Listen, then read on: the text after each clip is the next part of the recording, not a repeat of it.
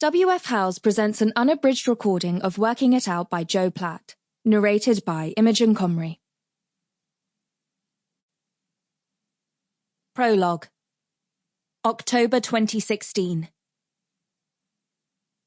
At a funeral, Jason, I said, laughing bitterly and shaking my head. At your own aunt's funeral, just when I thought I couldn't be any more appalled. You're so obviously beyond help and hope. I held the front door open and he exited without argument, before stopping on the top step, making no attempt either to walk away or to come back inside. I can't explain, Edie, he said quietly, his head bowed. I held up a hand. Well, you're in luck, because I don't want an explanation. I just want you to go. With that, I closed the front door and returned to the living room.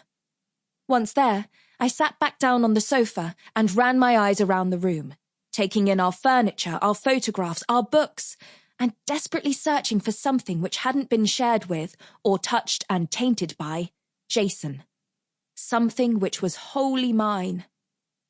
At last I found it, lying on the coffee table, just an outstretched arm away. Leaning forward, I picked up the large leather-bound notebook I used to jot down project thoughts and ideas whenever inspiration struck away from the office.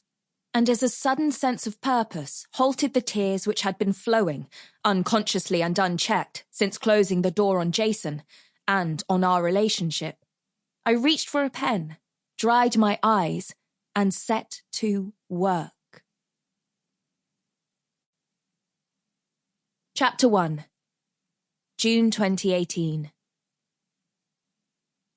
I gazed for a moment longer at the late spring rain streaming down the floor-to-ceiling windows behind Roger's desk before pivoting slowly in my chair and scanning the large, white-walled, open-plan office, my safe space.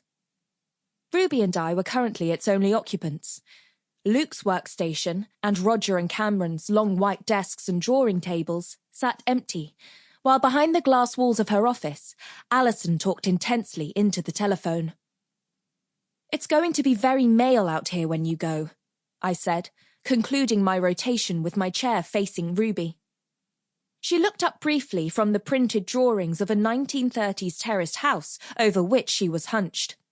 The design, for a basement excavation and rear extension, would be her last for Alison Gerard Limited before she took up her new post at Lovelock McCormick Architecture in Bath in just 1 week's time. She lifted her head, shaking her...